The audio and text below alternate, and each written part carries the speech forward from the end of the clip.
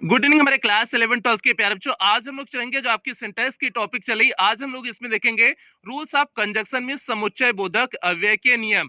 और ए प्यारे बच्चों आपकी कंजक्शन की दूसरी क्लास है। पहली क्लास में हमने आपको कंजक्शन के बारे में बताए थे कि कंजक्शन क्या है, कितने प्रकार के होते हैं, कोऑर्डिनेट कंजक्शन क्या है, सबऑर्डिनेट कंजक्शन क्या है, इन सभी के बारे में बेसिक इंफॉर्मेशन आपको बताए थे। आज रूल्स ऑफ कंजक्शन की आपकी पहली क्लास होगी कि आपका कंजक्शन के कौन कौन से नियम होते हैं, किस कंजक्शन का प्रयोग कहाँ करना है और उसका अर्थ क्या होगा। आज हम लोग इसके बारे में चर्चा करेंगे। और ये आपकी ग्रामर की क्लास नंबर 59 है। अभी तक आपकी 58 क्लास ग्रामर में हो चुकी है, जिसमें में अभी तक आपका नरेशन कंप्लीट कर चुके हैं, सिंथेसिस कंप्लीट कर चुके हैं, ट्रांसफॉर्मेशन कंप्लीट कर चुके हैं और सिंटेक्स की आपकी 23 क्लास हो चुकी है। ये आपकी 24वीं क्लास है। तो यदि इसमें से आपका कुछ भी छूटा हो तो आप चैनल की प्लेलिस्ट में जाइए। प्लेलिस्ट में जाएंगे तो यदि आप क्लास 12th में होंगे तो आपकी अपनी प्लेलिस्ट बनी होगी। UP board class 12th English grammar new syllabus करके आपकी अपनी प्लेलिस्ट बनी होगी। उसमें सारी क्लासें शेड्यूल वाइज लगी हुई होंगी, तो जहां से भी आपका छोटा है आप वहां से देख करके पूरा कर सकते हैं।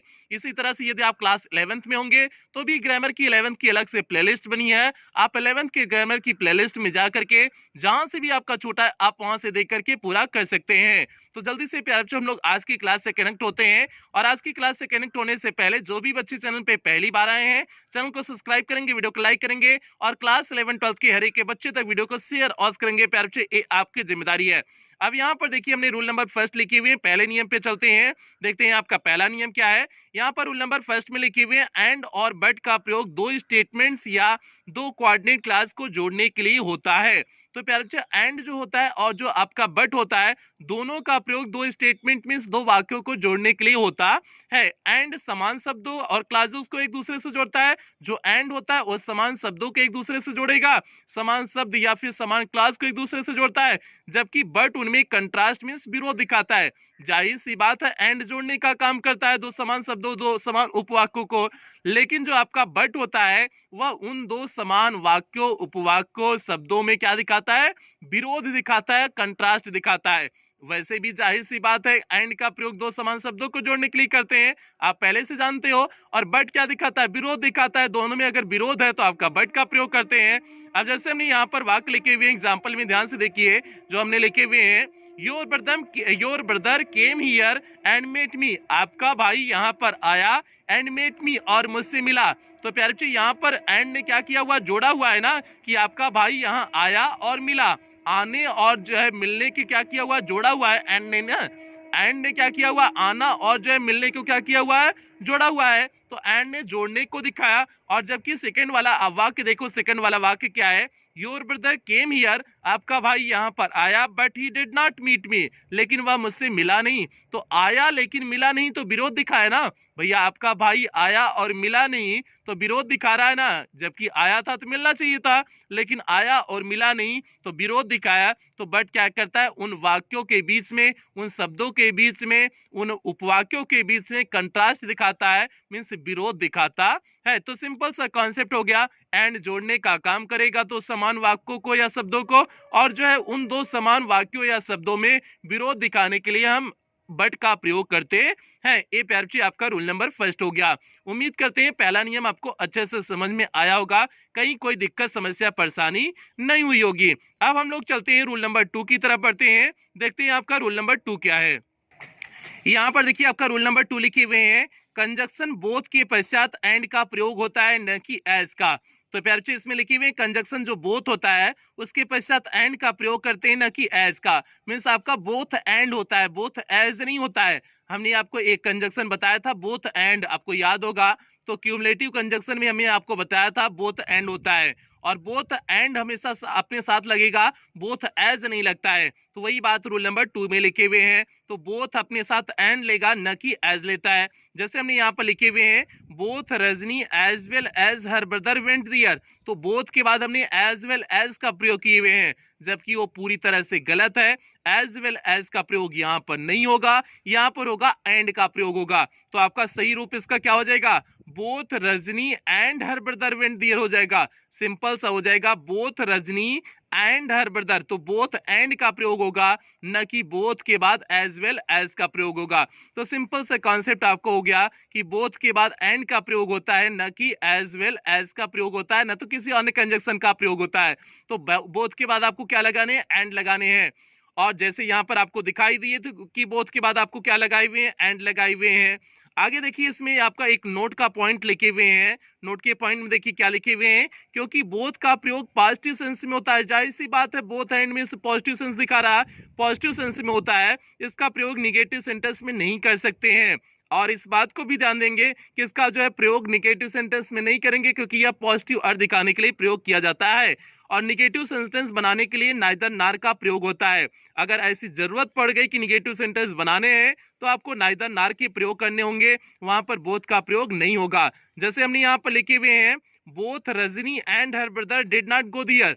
अब डिड नॉट गो दियर वहां पर लिखे हुए हैं ना, डिड नॉट गो दियर आपका क्या हो जाएगा, निगेटिव सेंस दिखा रहा है ना, तो आपका क्या हो गया, बोथ एंड लगा हुआ है और यहाँ निगेटिव हो गया है, तो बिल्कुल एक गलत है। बोथ एंड का प्रयोग निगेटिव के लिए नहीं होता है, यही तो कह रहे हैं इनकरेक्ट रूप में, इसलिए वहां पर लिखे हुए हैं बोथ का प्रयोग निगेटिव सेंटेंस में नहीं होता है। वहां पर हमें क्या लगाना चाहिए, नाइदर ना लगाना चाहिए। तो आपका क्या हो जाएगा, नाइदर रजनी नार हर ब्रदर वेंट दियर हो जाएगा।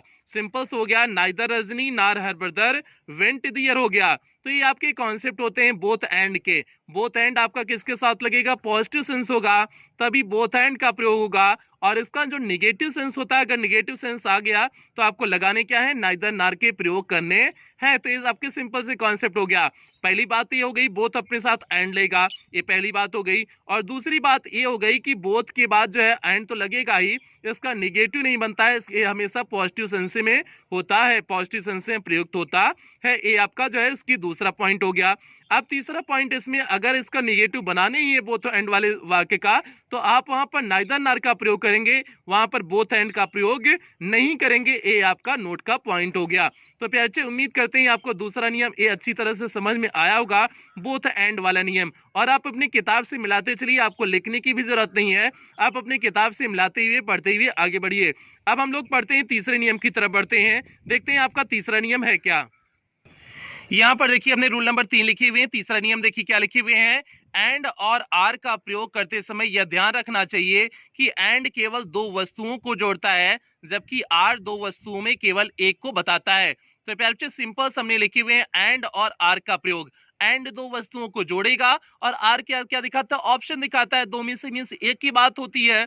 आर क्या दिखाता है, दो में से एक की बात दिखाता है ना, कि भैया ई चाहिए या ऊ चाहिए, बियाह कर रहे हैं, करियई मेहरारू चाहिए, गोरकी मेहरारू चाहिए। तो अगर ऑप्शन ऐसा आ जाए तो बताओ आर का प्रयोग करेंगे ना, तब तो एंड का प्रयोग नहीं कर सकते हैं। अगर हमको दोनों चाहिए, करियई गोरकी दोनों चाहिए, तो आप समझ जाना कि आपको एंड का प्रयोग करना चाहिए। अब ये आप लोग डिसाइड करिएगा कि आपको कौन सा चाहिए, एंड वाला चाहिए या फिर आर वाला चाहिए। और यहाँ पर कुछ ऐसे होंगे कहेंगे सीधे सजी एंड वाला चाहिए, आर वाला नहीं चाहिए, तो भैया दोनों लेके चलोगे ना तो झेल जाओगे। बात समझ रहे हैं। यहाँ पर हमने क्या लिखे हुए हैं, एंड और आर का प्रयोग करते समय यह ध्यान रखना चाहिए, एंड केवल दो वस्तुओं को जोड़ता है, जबकि आर दो वस्तुओं में से केवल एक को बताता है। अब जैसे हमने पहला एग्जांपल, यहाँ पर एक एग्जांपल देखिए लिखे हुए हैं, आई वांट अ बॉल और अ बैट। मैं एक बॉल चाहता हूं या फिर बैट चाहता हूं, मींस दोनों में से कोई भी मिल जाएगा, चाहे बॉल मिल जाए या फिर बैट मिल जाए, मैं क्या हो जाऊंगा, संतुष्ट हो जाऊंगा। मुझे दोनों नहीं चाहिए, बॉल और बैट मुझे दोनों नहीं चाहिए, मुझे चाहिए भैया क्या, दोनों में एक को चाहिए। तो इसलिए एक को चाहिए के लिए हमने आर का प्रयोग किए हुए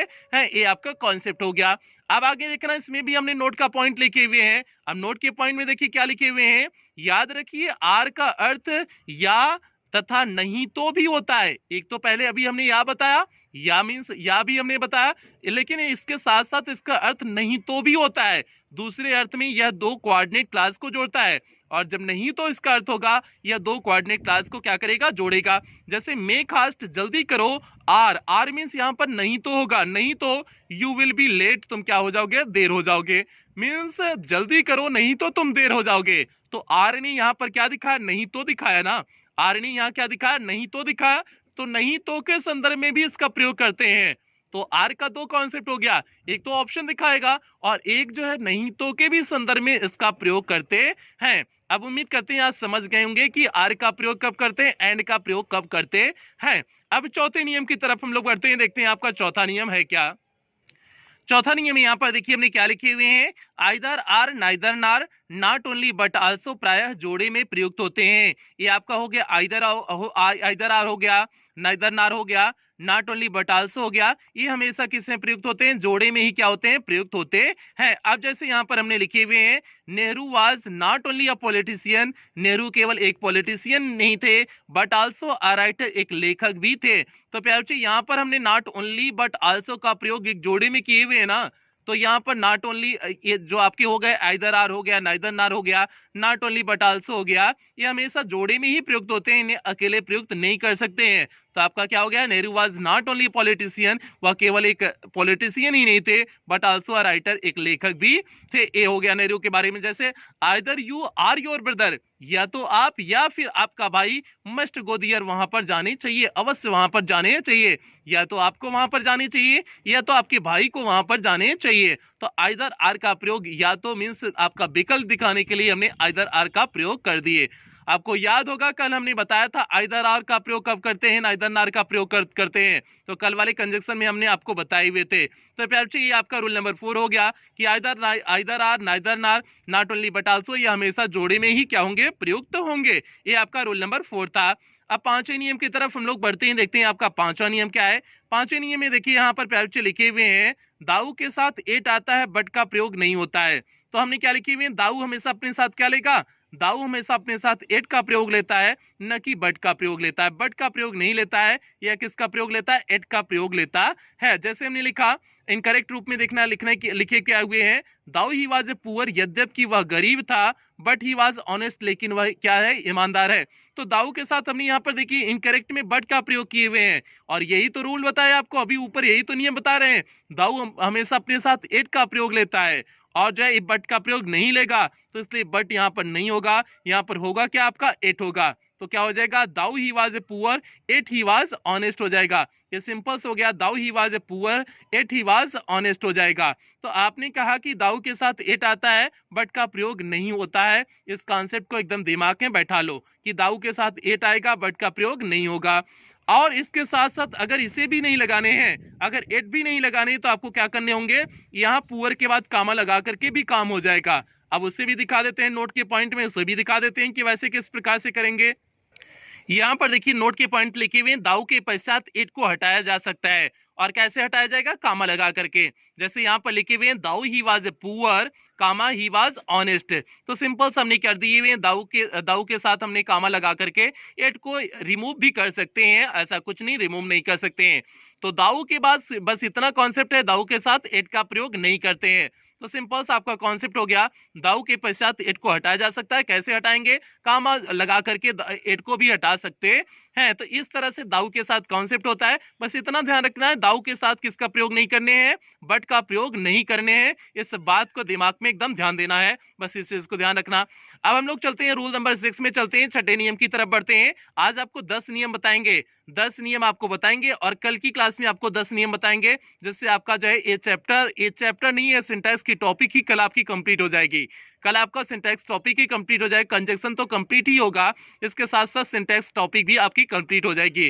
तो चलते हैं प्यारे बच्चे, छठे नियम पे चलते हैं। और छठे नियम पे चलने से पहले जो भी बच्चे चैनल पे पहली बार आए हैं, चैनल को सब्सक्राइब कर लेंगे, वीडियो को लाइक कर देंगे। और ये प्यारे बच्चे आपकी जिम्मेदारी है, क्लास 11 12 के हर एक बच्चे तक वीडियो को पहुंचा देना, ये आपकी जिम्मेदारी है। और खास करके ग्रामीण क्षेत्र के उन बच्चों तक वीडियो को पहुंचाओगे जो बच्चे स्कूल कोचिंग नहीं जा पाते हैं, जिन बच्चों की इसकी अत्यधिक आवश्यकता है, आप उन हर एक बच्चे तक वीडियो को पहुंचाओगे। अब यहाँ पर देखिए हमने रूल नंबर 6 में क्या लिखे हुए हैं, नो सूनर के पश्चात वर्ब का प्रयोग इंट्रागेटिव सेंटेंस की भांति होता है। तो इसमें हमने लिखे हुए नो सूनर के पश्चात, जो नो सूनर होता है, नो सूनर के पश्चात वर्ब का प्रयोग इंट्रागेटिव सेंटेंस की भांति होता है। सिंपल से लिखे हुए नो सूनर के पश्चात जो भी वर्ब लगाएंगे इंट्रागेटिव सेंटेंस की भांति होता है, और इसके बाद देन का प्रयोग होता है, नो सूनर देन। इस बात को दिमाग में कॉन्सेप्ट एकदम सेट कर लो, नो सूनर के बाद क्या लगेगा, देन लगेगा, no sooner than, no sooner than, इस तरह से। और जो भी उसके बाद वाक होगा, वर्ब होगा, वह इंट्रोगेटिव सेंटेंस की बात ही होगा। जैसे एग्जांपल में लिखे हुए हैं नो सूनर डिड, अब देखिए डिड हमने लगा दिया ना, डिड लगा करके हमने इंट्रोगेटिव सेंटेंस बना दिए हुए हैं ना, did he see the Taj the lion, क्या हो गया, no sooner did he see the lion than. उसके बाद देखिए हमने देन का प्रयोग किए हुए, वेन का प्रयोग नहीं किए हुए, कई बार गलती यहां हो जाती है, वेन का प्रयोग कर दिया जाता है। तो आपको वेन का प्रयोग नहीं करने हैं, आपको लगाने क्या है, देन लगाने हैं। तो बस इसी कॉन्सेप्ट को ध्यान रखने, नो सूनर देन लगाने हैं, नो सूनर के बाद वेन का प्रयोग नहीं करेंगे, देन लगाएंगे। तो आपका क्या हो गया, no sooner did he saw the lion than he ran away हो जाएगा। तो देन का आपको प्रयोग करने हैं, वेन का प्रयोग नहीं करना है। इस बात को आपको कॉन्सेप्ट बना करके दिमाग में गठिया लेना है। तो भैया नो सूनर देन होता है, और इसके बाद नो सूनर के बाद जो है डिड, देखिए आपका किससे शुरू है, इंटरगेटिव सेंटेंस की बात ही प्रयोग हुआ, डिड करके वाक्य लिखे हुए हैं, मींस इंटरगेटिव सेंटेंस हुआ है। तो इस तरह से आप जो है रूल नंबर 6 में होगा कि नो सूनर देन लगेगा, और नो सूनर के बाद वाक्य कैसा होगा, इंटरगेटिव सेंटेंस होगा। ये प्यार बच्चे आपका क्या हो गया, रूल नंबर 6 हो गया। उम्मीद करते हैं छठा नियम आपको बेहतरीन ढंग से समझ में आ गया होगा, कहीं कोई दिक्कत नहीं हुई होगी। तो अब हम लोग 7वें नियम की तरफ बढ़ते हैं, देखते हैं आपका 7वां नियम है क्या। 7वां नियम यहाँ पर देखिए लिखी हुई, स्कार्सली या हार्डली, मुश्किल से। स्कार्सली या हार्डली का अर्थ होता है मुश्किल से के पश्चात विन आता है, न कि देन। तो सिंपल सा आपने लिखी हुई है, स्कार्सली या हार्डली, मुश्किल से के पश्चात विन आता है, न कि देन। मींस स्कार्सली और हार्डली के साथ विन आएगा, इस बात को दिमाग में बना लेना। स्कार्सली और हार्डली के पश्चात विन आएगा, यहाँ पर देन नहीं आएगा। जैसे ऊपर देखिए आपकी देन आपको लगाने थे, तो यहाँ देन नहीं लगाने, यहाँ पर देन नहीं लगाने, यहाँ पर विन के प्रयोग करने हैं। किसके बाद, स्कार्सली और हार्डली के बाद। अब और इसका अर्थ क्या होता है, स्कार्सली और हार्डली का अर्थ क्या होता है, मुश्किल से। अब यहाँ पर देखिए, he had scarcely entered the village, वह बहुमुश्किलन गांव में घुसा, देन हिज फादर डाइड, उसके बाद उसके पिता मर गए। यहाँ पर अर्थ देखना, उसके बाद उसके पिता मर गए, जबकि ऐसा नहीं है। यहाँ पर देखो इसका करेक्ट रूप होगा, ही हैड स्कार्सली या हार्डली एंटर्ड द विलेज, बहुमुश्किलन गांव में घुसा, व्हेन हिज फादर डाइड, जब उसके पिता क्या हो गए, मर गए। जब उसके पिता मरे तब वह मुश्किलन गांव में घुसा, ये अर्थ एक्चुअल में है, लेकिन वहां पर देन दिया हुआ है, मींस उसके घुसने के बाद उसके पिता की डेथ हुई है। तो ऐसा नहीं है। स्कार्सली या हार्डली हमेशा अपने साथ किसका प्रयोग लेंगे, व्हेन का प्रयोग लेते हैं, ये कभी भी देन का प्रयोग नहीं लेते हैं। इस बात को दिमाग में कॉन्सेप्ट बना लो कि ये 7वां आपका रूल्स हो गया कि स्कार्सली और जो है हार्डली हमेशा अपने साथ व्हेन का प्रयोग लेते हैं, न कि देन का प्रयोग लेते हैं। ये आपका 7वां नियम हो गया। अब हम लोग 8वें नियम की तरफ बढ़ते हैं, देखते हैं आपका 8वां नियम क्या है। यहाँ पर देखिए प्यारे, आपका 8वां नियम लिखे हुए हैं। देखिए आपका 8वां नियम क्या है, जब सच और सेम का प्रयोग एडजेक्टिव की तरह हो तो उसके पश्चात कंजक्शन एज आता है, न कि हु, विच या व्हेन या इत्यादि। मतलब ये शब्द नहीं आएंगे। अगर आपका सच और सेम का प्रयोग एडजेक्टिव की तरह हुआ है तो उसके पश्चात जो कंजक्शन आता है, एज कंजक्शन आता है। ये आपके जो क्वेश्चन वर्ड होते हैं, हु, विच, व्हेन, ये सभी नहीं आते हैं। कब, सच और सेम का प्रयोग जब एडजेक्टिव की तरह क्या हुआ हो, प्रयोग हुआ हो, तो उसके बाद आपको कंजक्शन एज के प्रयोग करने हैं। ये आपका सिंपल सा 8वां कॉन्सेप्ट हो गया। 8वें का कॉन्सेप्ट क्या है कि सच और सेम के पश्चात जो है, मींस अगर ये एडजेक्टिव की तरह प्रयोग हुए हैं तो आप उसके पश्चात एज का प्रयोग करोगे, न कि ये आपके जो इंटरोगेटिव वर्ड होते हैं, हु, विच, व्हेन, इन सब का प्रयोग नहीं करोगे। जैसे हमने एग्जांपल लिखे हुए हैं, इस एग्जांपल को ध्यान से समझिए। आई have such a book which you can not find elsewhere. तो यहाँ पर देखिए हमने विच का प्रयोग किए हुए हैं, पहले इनकरेक्ट वाक्य में देखिए विच का प्रयोग किए हुए हैं। तो हमने देखिए यहाँ सच अ बुक, बुक का मॉडिफाई कौन करा है, सच करा है, तो एडजेक्टिव की तरह प्रयोग हुआ है ना। तो यहाँ पर एज होगा, विच का प्रयोग नहीं होगा। तो क्या हो जाएगा, I have such a book as you can not find elsewhere हो जाएगा। तो सिंपल से हमने एज के साथ कैस का प्रयोग किए हुए हैं, एज का प्रयोग किए हुए हैं। ये आपका कॉन्सेप्ट नंबर 8 हो गया, 8वां कॉन्सेप्ट हो गया। तो 8वें कॉन्सेप्ट में आपने देखा क्या, सच और सेम का प्रयोग अगर एडजेक्टिव की तरह हुआ हो तो उसके पश्चात कंजक्शन एज का प्रयोग करते हैं, न कि हु, विच या व्हेन का प्रयोग करेंगे। ये आपका कॉन्सेप्ट नंबर 8 हो गया। उम्मीद करते हैं आप ये 8वां कॉन्सेप्ट समझ गए होंगे, कोई इसमें दिक्कत नहीं हुई होगी। और यहाँ पर अगर कहोगे कि सर जी ये एडजेक्टिव की तरह कैसे प्रयोग हुआ, तो आप सीधे देख लो, बुक को मॉडिफाई कर रहा है ना, बुक को मॉडिफाई कर रहा है, सच तो एडजेक्टिव की ही तरह प्रयुक्त हुआ है ना। तो एडजेक्टिव की तरह प्रयुक्त हो तो विच का प्रयोग नहीं करेंगे, या फिर किसी भी क्वेश्चन वर्ड का प्रयोग नहीं करेंगे, आप यहाँ पर एज का प्रयोग करते हैं। आपके एग्जाम इसी तरह से इनकरेक्ट रूप दे देगा और आपको करेक्ट करके यहाँ पर एज के प्रयोग करने होंगे। ये आपका 8वां कॉन्सेप्ट हो गया। अब हम लोग 9वें कॉन्सेप्ट की तरफ बढ़ते हैं, देखते हैं आपका 9वां कॉन्सेप्ट क्या है। और 9वें कॉन्सेप्ट पे बढ़ने से पहले नीचे आपको डायमंड एकेडमी क्लासेस चैनल का नाम दिख रहा होगा, तुरंत सब्सक्राइब कर लेना पे बच्चों। चलते हैं हम लोग 9वें कॉन्सेप्ट की तरफ बढ़ते हैं। यहाँ पर देखिए आपका 9वां नियम लिखे हुए, रूल नंबर 9 लिखे हुए हैं, किसी प्रश्नवाचक शब्द जैसे what, how, why, when, where आदि के पूर्व दैट नहीं लगाया जाता है। तो प्यारे बच्चे अपने सिंपल सा कॉन्सेप्ट लिखे हुए, 9वां एक छोटा सा कॉन्सेप्ट है कि कोई भी प्रश्नवाचक शब्द है उसके पहले दैट कभी भी नहीं लगता है। तो सिंपल से कॉन्सेप्ट, कोई भी प्रश्नवाचक शब्द अगर बीच में आ रहा है, शुरुआत में कहीं भी आ रहा है, तो उसके पहले दैट का प्रयोग आपको कभी भी नहीं मिलेगा। जैसे हमने यहाँ पर लिखी हुई, I asked him that why he was late. तो दैट वाई किए हुए ना, तो दैट किसी कीमत पे प्रयुक्त नहीं होगा, तो क्या हो जाएगा, I asked him why he was late हो जाएगा, तो दैट का प्रयोग नहीं करेंगे। यही तो हमने लिखे हुए हैं। कोई भी आपका प्रश्नवाचक शब्द है उसके पहले कभी भी दैट का प्रयोग नहीं होता है। यही आपका रूल नंबर 9 था। यहाँ पर हमने आपको एग्जाम्पल देकर के भी समझा दिए। अब हम लोग चलते हैं अंतिम नियम की तरफ बढ़ते हैं। अंतिम नियम और 10वें नियम की तरफ बढ़ते हैं। देखते हैं आपका 10वां और अंतिम नियम क्या है। यहाँ पर लिखे हुए हैं अनलेस और अनटिल के साथ नॉट का प्रयोग नहीं होता है। अनलेस और अनटिल के साथ किसका प्रयोग नहीं होगा, नॉट का प्रयोग नहीं होता है, क्योंकि ये दोनों निगेटिव होते हैं। अनलेस शर्त तथा अनटिल समय बताता है। अनलेस शर्त बताने के लिए प्रयोग किया जाएगा, अनटिल आपका समय बताने के लिए क्या किया जाता है, प्रयोग किया जाता है। जैसे हमने यहाँ पर पहला वाक्य लिखे हुए हैं, he can not succeed unless he does not work hard. देखो अनलेस लिखे हुए हैं और यहाँ पर डज नॉट लिख दिए हुए हैं, निगेटिव शब्द का भी प्रयोग कर दिए हुए हैं, तो क्या यह सही है, बिल्कुल सही नहीं है। नॉट नहीं होगा तो क्या हो जाएगा, he can not succeed unless he works hard हो जाएगा। डज नॉट वर्क हार्ड नहीं होगा, क्यों, क्योंकि अनलेस आपका निगेटिव अर्थ दिखाता है, खुद निगेटिव है, तो भैया बताओ क्या कोई निगेटिव वर्ड और ले सकता है, बिल्कुल नहीं ले सकता है ना। अगर खुद ही नकारात्मक अर्थ दे रहा है तो और एक और नकारात्मक शब्द रखने की क्या जरूरत है, नॉट का प्रयोग से रखने की क्या जरूरत है, नकारात्मक अर्थ अगर खुद प्रदान कर रहा है तो नहीं रख सकते हैं ना। तो भैया इसलिए यहाँ पर नॉट का प्रयोग नहीं करते हैं, तो सिंपल सा आपका हो जाएगा he can not succeed unless he works hard हो जाएगा, ये आपका करेक्ट रूप हो जाएगा। आप जैसे दूसरा एग्जांपल लिखे हुए हैं, wait here until I do not come, यहाँ पर इंतजार करो जब तक मैं आ नहीं जाता हूँ। जब तक मैं आ नहीं जाता हूँ, यहाँ लग तो रहा है डू नॉट का प्रयोग सही लग रहा है, लेकिन ये बिल्कुल गलत है, क्योंकि जो है अनलेस और अंटिल के साथ नॉट का प्रयोग नहीं करेंगे, क्योंकि ये खुद निगेटिव वर्ड होते हैं। अब यहाँ पर इसका हो जाएगा वेट हियर अंटिल आई कम हो जाएगा, सिंपल से हो गया, वेट हियर अंटिल आई कम हो जाएगा। तो इस तरह से आपका अफर्मेटिव ही इसके साथ वाक्य होगा। जो भी आपका अनलेस और अंटिल के साथ वाक्य होगा वह अफर्मेटिव सेंटेंस में होता है, कभी भी निगेटिव सेंटेंस में नहीं होता है अनलेस और अंटिल के साथ। अब उम्मीद करते हैं आप समझ गए होंगे कि अनलेस और अंटिल का कॉन्सेप्ट समझ गए होंगे। अनलेस और अंटिल का कॉन्सेप्ट क्या है कि अनलेस और अंटिल में अनलेस का प्रयोग जो है ये आपका शर्त दिखाने के लिए प्रयोग किया जाएगा, और नकारात्मक अर्थ खुद रखता है तो इसलिए नकारात्मक शब्द को रखता नहीं है। और दूसरा हो गया अंटिल समय दिखाता है, समय दिखाता है, ये भी अपने साथ ये निगेटिव वर्ड खुद ही होता है, इसलिए ये भी कभी भी जो है अपने साथ नॉट का प्रयोग नहीं लेता है। ये आपका कॉन्सेप्ट नंबर 10 हो गया। तो प्यारे बच्चे ये आज की क्लास के आपके 10 नियम थे। हमने एक एक करके सभी नियम बेहतरीन ढंग से बताए हुए हैं।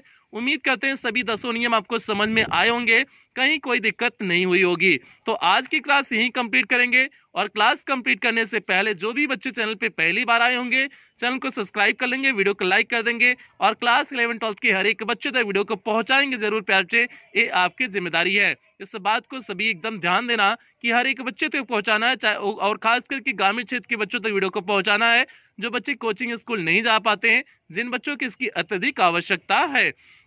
और यदि आप हमारे ब्लॉगिंग चैनल से जुड़ना चाहते हैं, जैसे नीचे सूरज यादव जौनपुर करके लिखा गया है, उसी तरह से यूट्यूब पे सर्च करेंगे मेरा ब्लॉगिंग चैनल मिल जाएगा, आप वहां से भी मुझसे जुड़ सकते हैं। और इसके साथ साथ प्यारे बच्चे ये आपकी सिंटैक्स की इसके बाद एक और क्लास है, उसके बाद आपका सिंटैक्स का टॉपिक पूरी तरह से कंप्लीट हो जाएगा। एक क्लास में आपके कंजक्शन के जितने बचे हुए नियम है सारी नियम करा देंगे कल वाली क्लास में, और कल वाली क्लास में आपका सिंटैक्स कंप्लीट हो जाएगा। तो प्यारे बच्चे मिलते हैं कल वाली क्लास में, तब तक आप लोग अपना ध्यान रखें, अपने परिवार का ध्यान रखें। लव यू ऑल प्यारे।